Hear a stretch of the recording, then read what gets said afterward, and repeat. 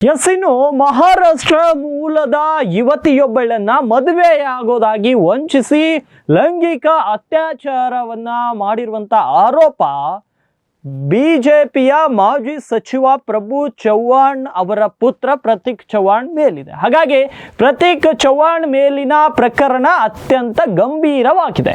ಶಾಸಕ ಪ್ರಭು ಚವ್ಹಾಣ್ ಬಹಳ ಪ್ರಭಾವಿ ರಾಜಕಾರಣಿ. ಹೀಗಾಗಿ ಪ್ರಕರಣದ ತನಿಖೆಯನ್ನ SITಗೆ ವಹಿಸಬೇಕು ಅಂತ ಏಕ್ತಾ ಫೌಂಡೇಶನ್ ಅಧ್ಯಕ್ಷ ರವಿಸ್ವಾಮಿ ಅವರು ಇವತ್ತು ಒತ್ತಾಯವನ್ನ ಮಾಡಿದ್ದಾರೆ. ಇದು ಒಂದೇ ಪ್ರಕರಣವಲ್ಲ, ಹಿಂದೆಯೂ ಕೂಡ ಇಂತಹ ಪ್ರಕರಣಗಳು ನಡೆದಿದ್ವು.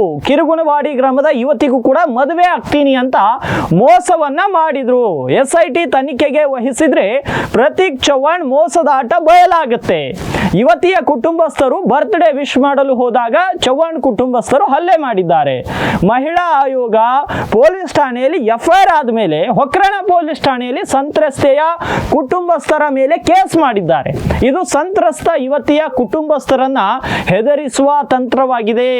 ಮಗನ ಮೇಲೆ ಆರೋಪ ಬಂದ್ರೆ ತಂದೆ ಪ್ರೆಸ್ ಮೀಟ್ ಮಾಡಿ ಸಮರ್ಥನೆಯನ್ನು ಮಾಡ್ಕೊಳ್ತಾರೆ.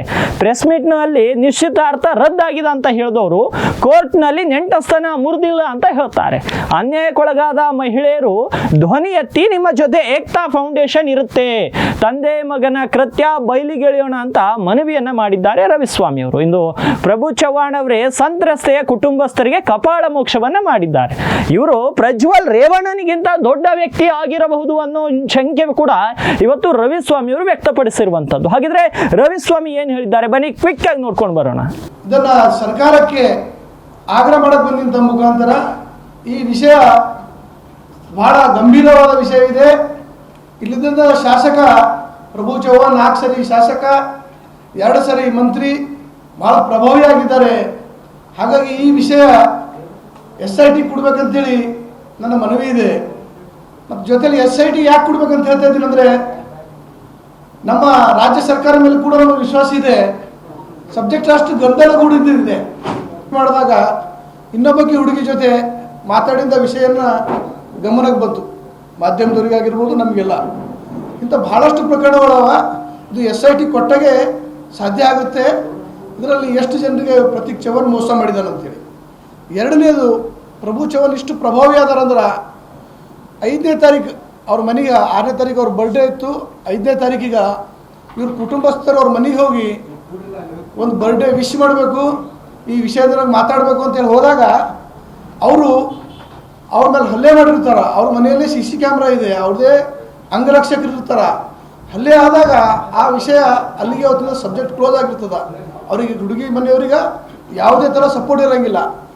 ಆದರೆ ಇವತ್ತು 20ನೇ ತಾರೀಕು 15 ದಿವಸದ ನಂತರ ಏನು ಇಲ್ಲಿ ಈ ಮಹಿಳಾ ಆಯೋಗ ಮತ್ತು SP ಸಾಹೇಬರ ಇಂಟರ್ಲಿಂದ ಏನು FIR ಆಗುತ್ತೋ 4 ಗಂಟೆಗೆ, ಅವತ್ತೇ ಸಾಯಂಕಾಲ 8 ಗಂಟೆಗೆ ಹೊಕ್ಕಣ ಪೊಲೀಸ್ ಸ್ಟೇಷನ್ ಮೇಲೆ ಅವ್ರ ಮೇಲೆ ಕುಟುಂಬದ ಮೇಲೆ FIR ಆಗ್ತದೆ. ಅವ್ರ ತಂದೆ ಮೇಲೆ, ತಾಯಿ ಮೇಲೆ, ಅವ್ರ ಮೇಲೆ. ಅಂದರೆ ಒಂದು ಇದು ಅವ್ರಿಗೆ ಹೆದರಿಸದಂಥ ಬೆದರಿಸದಂಥ ತಂತ್ರ.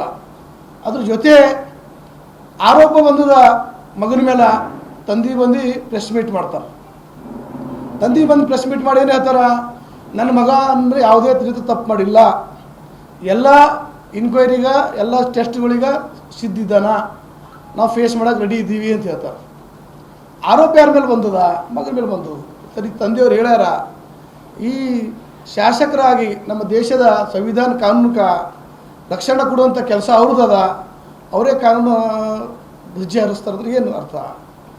ಹಾಗಾದ್ರೆ ಅವರು ಆರೋಪ ಬಂದದ ಮಗನ ಮೇಲೆ, ಮಗನಿಗೆ ಕರ್ಕೊಂಡು ಬಂದು ಮಗ ಹೇಳಬೇಕಿತ್ತು ನಾನು ಮಾಡಿದ ಸತ್ಯ ಅದ, ಹುಡುಗಿ ಆರೋಪ ಮಾಡೋದು ಸರಿ ಅದ, ನಿಜ ಅದ, ಏನದ ಅಂಥೇಳಿ. ಅದು ಬಿಟ್ಟು ತಂದೆ ಹೇಳ್ತಾರೆ.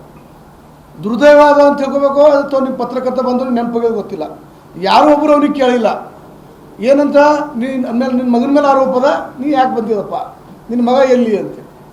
ಇವತ್ತಿಗೂ FIR ಆಗಿ ಇಷ್ಟು ದಿವಸ ಆಯಿತು, ಅವನು ಬೆನ್ನಿಗೆ ನಿಂತ್ಕೊಂಡೆ. ನಿನ್ನೆ ನ್ಯಾಯಾಲಯದಲ್ಲಿ ಬೇಲ್ ರಿಜೆಕ್ಟ್ ಆಯಿತು. ಆರ್ಬೇಕಾದ್ರೆ ಅವ್ರ ಅಡ್ವೊಕೇಟು ಏನು ಸ್ಟ್ಯಾಂಡ್ ತಗೋತಾರ, ಇಲ್ಲಿ ಬಹಿರಂಗವಾಗಿ ಹೇಳಿದ್ರು. ಅವರು ಹುಡುಗಿ ಚರಿತ್ರೆ ಮೇಲೆ ಕ್ವಶನ್ ಮಾಡಿದ್ರು ಪ್ರೆಸ್ ಮೀಟಲ್ಲಿ. ನಾವು ಇದು ಭೂಮಿಯಲ್ಲಿ ಅನ್ಯಾಯ ಬರದಾಶ್ ಮಾಡೋಂಗಿಲ್ಲ, ಅನ್ಯಾಯ ಯಾರು ಮಾಡ್ತಾರೋ ಅವನಿಗಿಂತ ದೊಡ್ಡವರು ಅನ್ಯಾಯ ಸಹಿಸ್ತಾನೆ.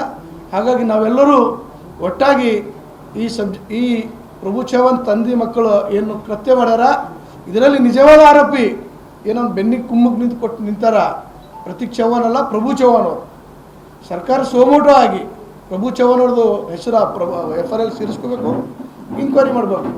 ಇವ್ರು ಎಷ್ಟು ಮಂದಿ ಭೂಮಿ ಕಬಳಿಕೆ ಮಾಡಿದಾರ, ಎಷ್ಟು ನ್ಯಾಯಾಂಗದ ಶಿಕ್ಷೆ ಆಗ್ಬೇಕು ಸರ್. ಇನ್ನೊಬ್ಬ ಇನ್ನು ಏನು ಇವರು ಸಾಮಾನ್ಯ ವ್ಯಕ್ತಿ ಅಲ್ಲ, ಇವರು ಪ್ರಜ್ವಲ್ ರೇವಣ್ಣ ತಾವೆಲ್ಲ ಮಾಧ್ಯಮದಲ್ಲಿ ನೋಡ್ತಿದ್ರಿ, ಅವ್ರಿಗಿಂತ ದೊಡ್ಡ ವ್ಯಕ್ತಿ ಕಾಣ್ತಾರೆ. ನಾನು